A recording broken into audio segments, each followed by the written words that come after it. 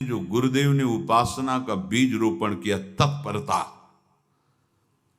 देखो, आपको हृदय की बात कहता हूं, माया के पास केवल प्रलोभन है, ये सुख में बांधती है। सुख का प्रलोभन अच्छे से सजा के पेश करके देना, साधक को भ्रष्ट करना, ये इसका स्वभाव है माया का। माया किसी व्यक्ति का नाम नहीं, किसी शरीर का नाम नहीं।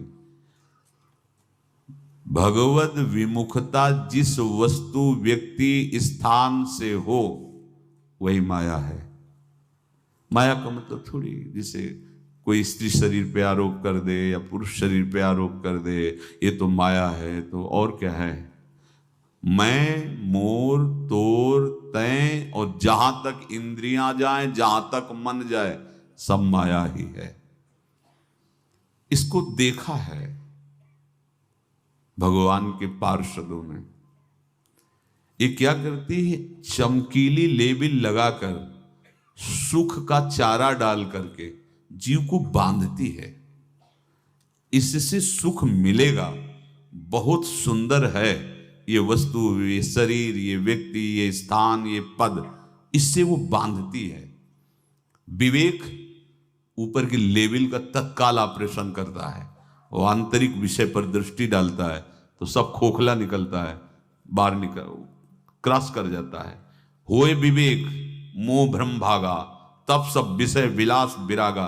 अज्ञानी उसी आकर्षण सुख में बंध जाता है, और सुख तो था नहीं, बंधन इतनी जोर का हो गया, अब मुक्त हो सकता नहीं, तो उसके हृदय में लगता है इसके बिना जी नहीं सकते, इस नशा के बिना, वस्तु के बिना, व्यक्ति के बिना। और एक सूक्ष्म बात, वो जब आपको सुख देगी तो आपको स्वतंत्रता का आभास कराएगी, और जब आप उसको छू लेंगे तो आपको परतंत्र बना देगी, भयभीत कर देगी। तो आप डाउन होकर के अपने अस्तित्व को मिटाकर पूरा जीवन बर्बाद कर देंगे। इन शब्दों को लिख लो, अपने हृदय में लिख लो। माया सुख में बांधती है नहीं उसके पास सुख।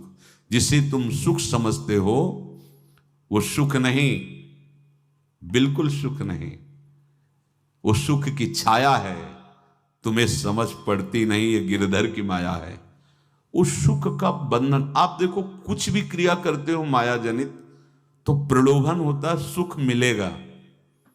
और जिस समय सुख मिलने के लिए आप लालायित हुए, उस समय सुख भोगने की स्वतंत्रता